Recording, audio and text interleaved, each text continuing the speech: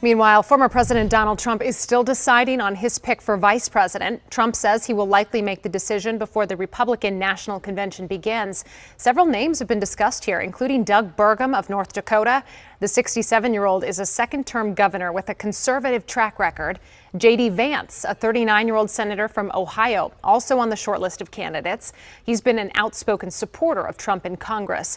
And Marco Rubio is also a possibility. The 53-year-old senator from Florida was first elected to office in 2010, and he's run for the Republican presidential nomination in the past.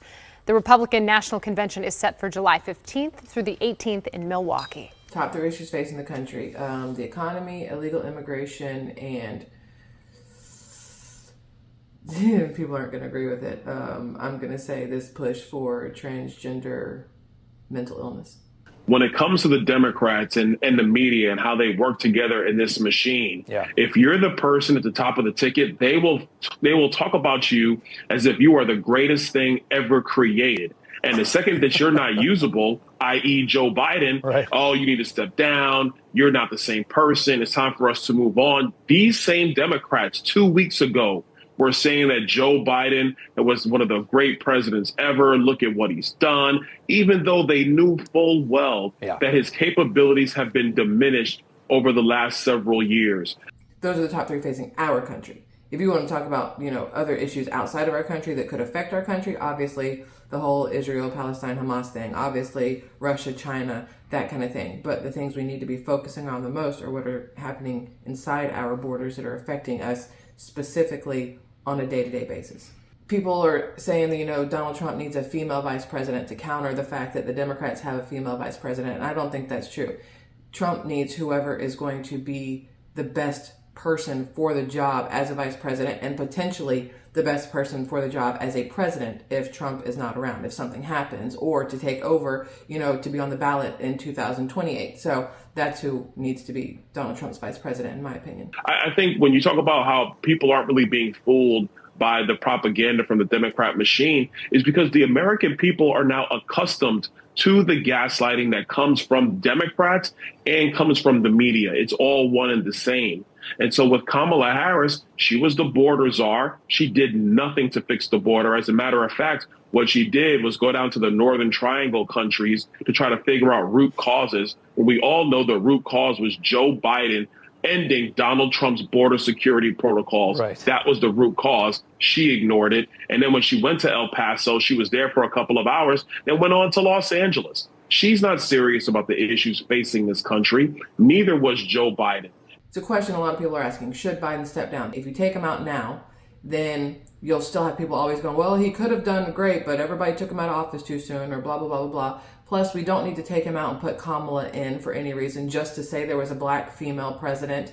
I think that's the only reason they would do it, so they could, check that mark off the Democratic box of we've had a black male president, we've had a black female president. It's just for box checking, right? And to keep the money in-house, because if they were to take Biden out and anybody else were to go in, they've lost all the money. If they move Kamala in, they still have all the money they've made or gained, earned. I don't really know the right word there, honestly, for the money they have in their coffers. But I don't think Biden needs to be taken out. I think he needs to be left in, and the people who work with him need to ensure that he doesn't do anything stupid for the next few months. But again, it's not up to the president to really do the stupid things. It still comes down to the House of Representatives and the Senate and all of them. It can't just be on the president. So him still being there as like the face for the next couple months, I don't think is going to hurt anything. I think we'd have more possibility of negative impact if we were to remove him and replace him with Kamala. So here's the thing. CNN, left, right, suddenly seems to have flipped a switch and have gone more towards a journalistic reporting news desk than they were a talking head, trash compactor, whatever, that they were for the past 3.5 years.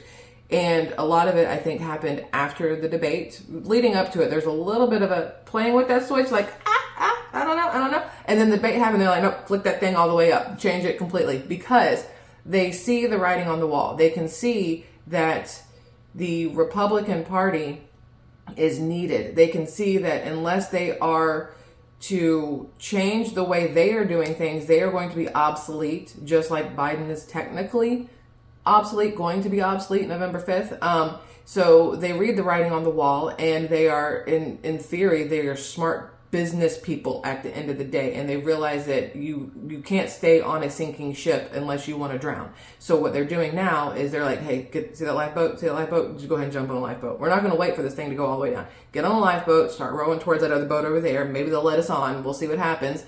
And it's smart on their part. Do I trust them? Hell no. But they are trying to do what they need to do to stay relevant and to keep their views up, because that's what keeps money in their pockets.